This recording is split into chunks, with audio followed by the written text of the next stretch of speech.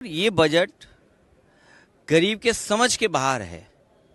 जो बुनियादी चीजें हैं, शिक्षा, स्वास्थ्य, आप सोचिए उत्तर प्रदेश का हाल आपने सुना होगा, देखा होगा।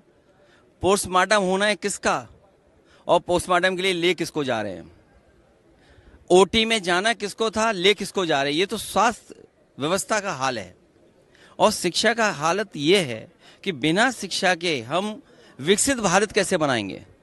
विकसित भारत का सपना अगर देखना है तो शिक्षा क्षेत्र में हमें ज्यादा से ज्यादा बजट देना पड़ेगा। ये समझ से बाहर बजट है, ये सपने दिखाने वाला बजट है। जिन लोगों ने अपने पुराने घोषणा पत्र पे कोई काम ना किया, उनसे उम्मीद क्या करोगे। बीजेपी से उम्मीद ही नहीं तो बजट से उम्मीद क्या करेंगे।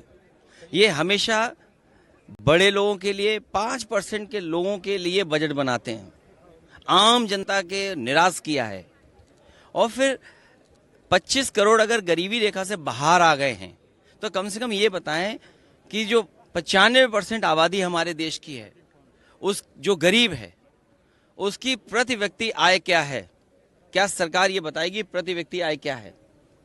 उत्तर प्रदेश के लिए इस बजट में ये किसी को राहत देने वाला बजट नहीं है। मिडिल क्लास का वोट ले लेंगे, गरीब का वोट ले लेंगे, किसान का वोट ले लेंगे, लेकिन बजट आएगा तो 5% लोगों के लिए बनाएंगे। उत्तर प्रदेश के लिए उत्तर प्रदेश के लिए प्रधानमंत्री मिल गए हैं, मुख्यमंत्री हैं, तो क्या जरूरत है और चीज की।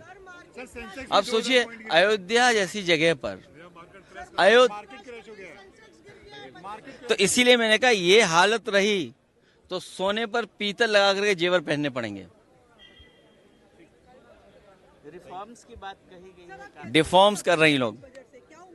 कोई उम्मीद नहीं इनसे, बीजेपी से कोई उम्मीद नहीं है कि न गरीब, किसान, गांव में रहने वालों के लिए कोई बड़ा फैसला लेंगे। जो बुनियादी ढांचा है उसको भी खत्म कर देंगे।